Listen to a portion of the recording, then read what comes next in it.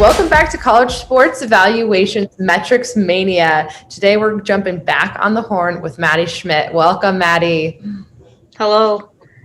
Okay, so Madi, one of our sensor data gurus around these walls, is here to dive a little bit deeper into how we're capturing some of the objective measurements that we use to evaluate our youth athletes. And specifically how that pertains to helping these youth athletes find their ideal college level fit. So we, as a company, College Sports Evaluation, has partnered with some of the top of the line technology partners in capturing sensor data that bring us very accurate numbers. But CSE is taking it to the next level. So what are these numbers if you don't know what they mean? We're helping athletes put meaning behind these numbers and stay on their trajectory to keep playing their sport beyond high school, beyond club ball, and really looking towards the collegiate times for them. So Maddie, let's dive a little bit deeper on some of the sensor data that College Sports Evaluation uses in our evaluations. Yeah, so in every evaluation that we do, the sensor data we gather, so we have a hitting sensor, which is going to be blast and blast motion. So it's a sensor that goes on the end of your bat and basically tells you all pre-contact metrics on your swing. For pitching, we have Rapsodo, which is widely used through MLB and even now like pro leagues in softball and a little bit of college softball analytics. You see that during the College World Series now on spin rates and speeds and all that stuff. So that's starting to become a big deal in softball as well as baseball. So we took that as our top-notch pitching sensor. We also work with the Riser Tap, basically Riser Mindset, who provides the TAP test, which is a mental assessment that basically says, are you a top dog? Are you willing to work hard on the field? Are you willing to go get it, go after it? And what kind of grit you have as an individual. So that one's really cool as well. And the last one we're kind of really working in depth with here is going to be our defensive measurement. It's called the flanker test and is put on by UTC, so University of Tennessee, Chattanooga. They're doing a bunch of research based on reaction times and how it affects your play on the field, as well as how it affects you in a kind of health sense, so injury prevention and injury management and that sort of stuff. But the main use for CSE there is to determine reaction time and basically how you react on the field left and right. So those are kind of our top four sensors. We also do use pocket radars and Zybec. So pocket radars are widely known throughout the industry for capturing pitch velocity, arm velocity, and then our Zybec are our electronic timers that we'll use for any sort of running, whether that's base running, 60-yard dash, etc. But those are kind of all of the different sensor data we use throughout the entire evaluation, as well as our other products that involve sensor data measurement. That's awesome. It sounds like with all of the sensor data partners and technology that CSE is able to provide access to, CSE is really able to test all positions and all aspects of the whole athlete. So everything from reaction times to mental grit and everything in between. So it's not just how hard can you hit the ball, you're really getting into the details of everything. Right. Yep, exactly.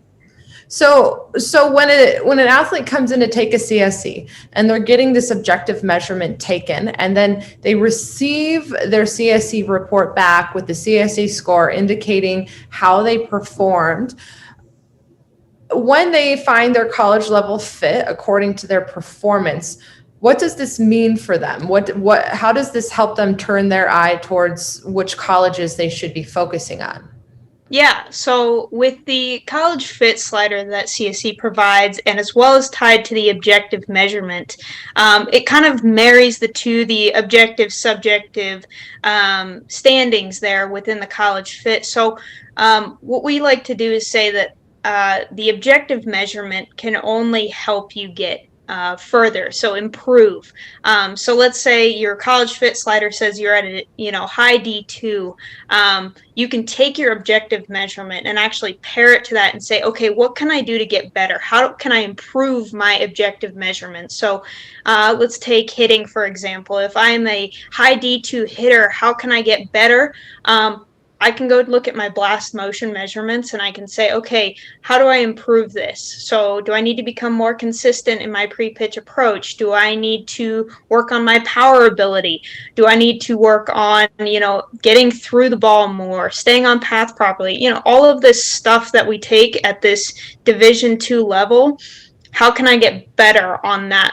Or how do I maintain? That's also an important aspect to all of our sensor data is, I can always get better, and how do I keep here though? How do I manage to grow into my body? How do I manage to compete at different levels but manage to stay at the same capacity with the ability to get better? So I think that's where sensor data comes in and says, I can really direct you to the right fit based upon where you're at currently and the room to improve. I think those two married together are the best possible opportunity that kids have these days to find their right fit in college, to get to the right place that they want to be. I don't think there's any set in stone detail that says, oh, you're defined at this level, you have to be at this level. With the use of sensor data, we can always figure out how to get better or keep on par with our peers, right? We always want to find that next step while maintaining this step. Absolutely. It's such a good point to make. I think some of the most successful competitive athletes are always itching to get a little bit better and be nitty gritty on those things and pinpointing exactly how they can improve their game. Where they're at today isn't where they're going to be at tomorrow. And there's always this promise for upward trajectory of growth and skill set development. So very cool that sensor data can help these youth athletes into their college days improve. And then even when you're at the collegiate level, the improvement doesn't stop there from day one till the end. So that's awesome. That's an awesome way to use the objective measurements to help develop athletes. And from a college level perspective, what are college coaches using in terms of looking at sensor data and these objective measurements, perhaps with their current team or prospective recruits? Yeah. So with prospective recruits, this is becoming a new thing in colleges. There's a lot of colleges who currently don't have access to it or haven't seen it before. But the colleges who have seen it before and do have access to it and take the time to learn it, they are using it actively within their recruiting process. So out of all the college coaches that we have talked to and paneled and asked questions about, the consensus there is that sensor data will get them in the door. So basically, if I see a pitcher who's throwing 65 with 10 inches of vertical break, I'm going to go see them, right? It's not going to seal the deal for me at all, but it's going to get me in the door. It's going to say, okay, I need to go see that kid. And that's what we've learned throughout our entire year this year of research is that sensor data is becoming the new ticket to go watch kids. It gives them a little bit of insight into, okay, yeah, that kid's what I need, that kid's recruitable, or maybe I should go check out this kid on this team, or maybe I should recommend this kid to this team because, they have similar metrics. So it's really a stepping stone for kids to start getting recruited. Now on the college front, for current players, we're seeing it almost in active daily use with a lot of Power 5 schools. Division 1s, if they can afford to do it. Division 2s and Division 3s are actually using us as a base to basically build upon their sensor data. So they don't have the foundation, so the money, the budget to go buy this stuff. So we're bringing it to them, right?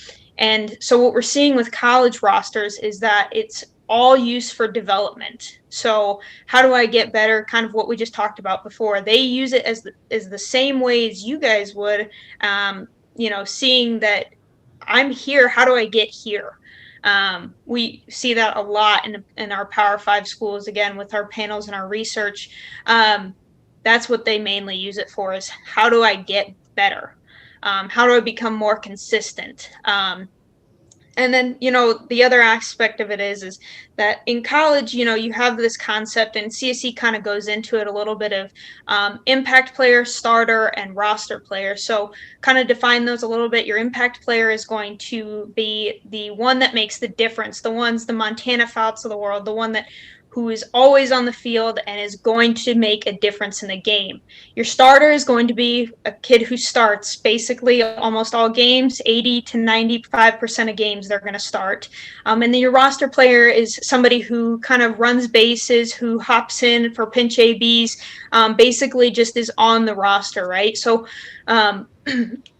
using sensor data in that aspect for colleges currently, they take their roster players and say, okay, how do we make them a starter? And how do we make these starters impact players? And how do we make these impact players better than this team's impact players?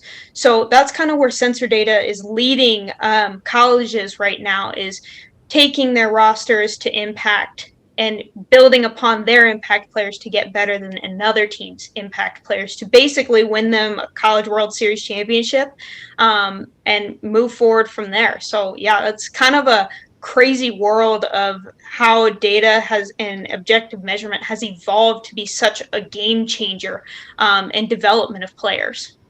That is some exciting stuff. I mean, really, objective measurements is, you could argue, in its infancy and growing in how it's impacting the sport. Very cool to see how it's starting to impact the college coach scope of how they're developing their players and recruiting their players.